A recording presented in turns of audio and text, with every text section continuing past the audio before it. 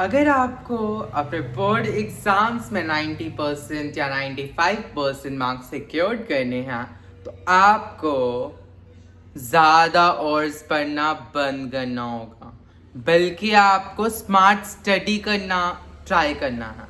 आपको smart study करनी है जिससे आप 90% या 95% सिक्योर कर सकते हैं। So hello everyone, to most welcome back my Prinkle Study classes. So आज हम बात करने वाले हैं ज़्यादा और मत पढ़ो। अगर पढ़ना है तो स्मार्ट स्टडी प्लानिंग के साथ आप क्या करो, पढ़ना स्टार्ट करो। अगर आप स्मार्ट स्टडी के साथ पढ़ोगे so you are secured 95% marks in your board exams. अक्टूबर नवंबर सेशन में एग्जाम्स आने वाले हैं एंड जो मार्च एंड अप्रैल में जो एग्जाम्स होते हैं वो भी काफ़ी कम टाइम जो है अब रह चुका है। सो ये वीडियो आप बच्चों के लिए है।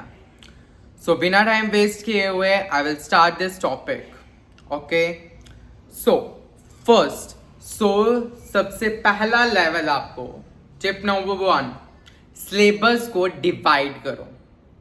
सिलेबस को क्या करना है, आपने डिवाइड करना है। किसी भी पर्टिकुलर का अगर कोई सब्जेक्ट है, आपका मैथ है, साइंस है, हिंदी है, इंग्लिश है, या फिर आपका सब्जेक्ट जो भी है, आई थिंक कोई भी सब्जेक्ट अगर मैं फॉरगेट हो गया हूँ तो यू आर आपको पता है। सो मैं बता दूं कि आपका जैसे भी आपके चैप्टर्स आप डिवाइड करो, उन चैप्टर्स को आपको करना कैसे है। सिलेबस को डिवाइड, आपको सिलेबस को डिवाइड करना है easy to moderate to difficult, easy to moderate to difficult.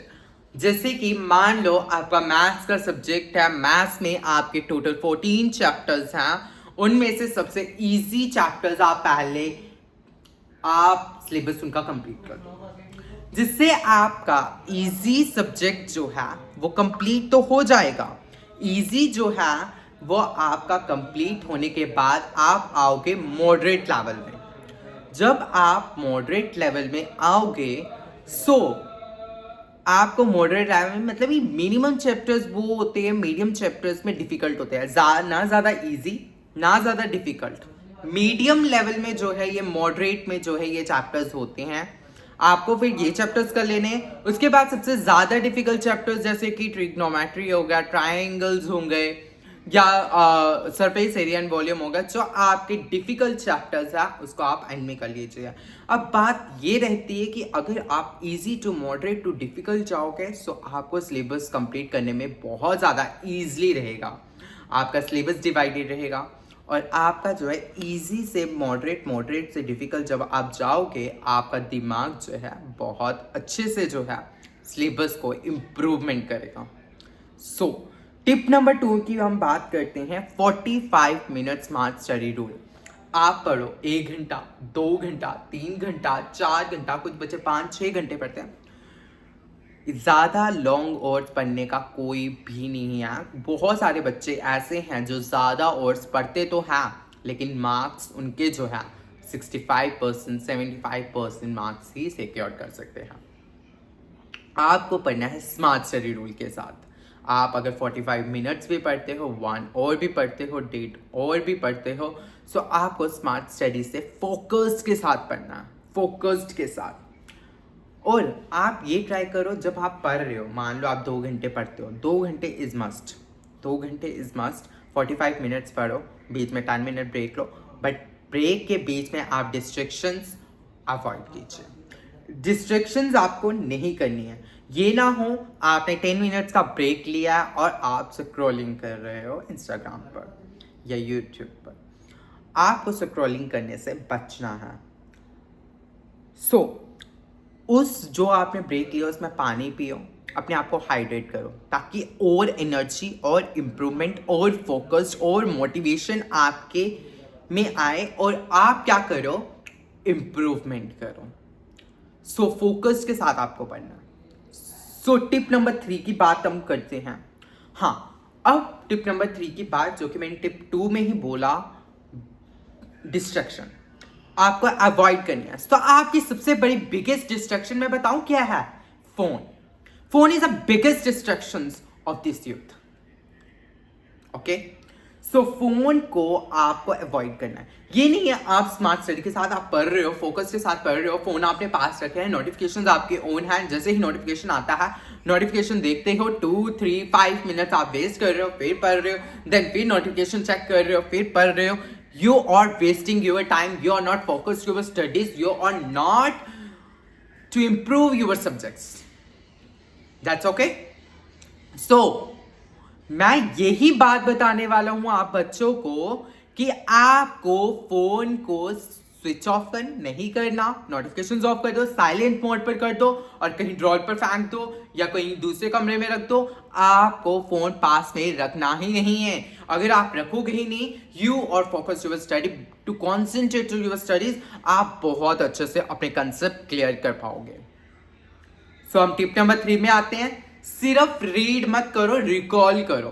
कुछ बच्चे क्या करते हैं, रीड करते रहते हैं, दैट्स एग्जाम में गए एंड दैट्स फॉरगेट हो गया सारा माइंड से। आपको रीड नहीं करना, रिकॉल करो। 2 and 3 टाइम्स आपने रीड इट किया, दिस क्वेश्चन में ये चीज बताई थी, उसको रिकॉल करो माइंड में, इसमें ये चीज बताई थी, इसमें ये चीज बताई थी। ऐसे अपने आप में, अपने माइंड में हिंदी में उसको ट्रांसलेट करो। You're translating your words, so you are improvement.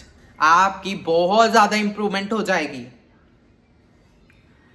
आपको क्या करना है, रिकॉल करना है, खुद से क्वेश्चंस पूछने हैं। इस चैप्टर में ये बताया था, इस चैप्टर में ये बताया था, अगर यही क्वेश्चन एग्जाम में आ जाए तो क्या कर सकते हैं, आप कर सकते हो। Your attempt this question.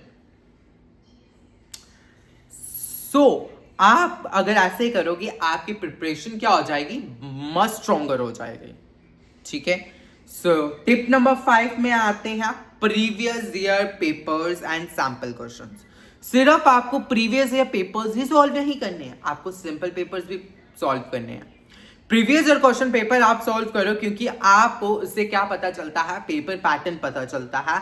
आपका पेपर पैटर्न आपको पता चल जाएगा, आपको पता रहेगा किस चैप्टर से कितनी ज्यादा बार ये क्वेश्चन आया और मुझे ये क्वेश्चन में ऐसा घुस जाना है, ऐसा अटेंड कर लेना है कि नेक्स्ट टाइम मैं इस क्वेश्चन पे अटकू ही ना।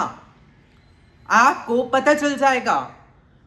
गेस्ट पेपर्स या सैंपल पेपर्स हर साल रिलीज होते हैं, 2026, 2025, 24 हर साल गेस्ट पेपर्स जो है लॉन्च होते हैं। अलग अलग एजुकेशंस आप देख सकते हैं, करते हैं, एंड आप उसको भी ट्राई कर सकते हैं। सैंपल पेपर से आपका माइंड जो है और ज्यादा स्ट्रॉन्गर बनता है।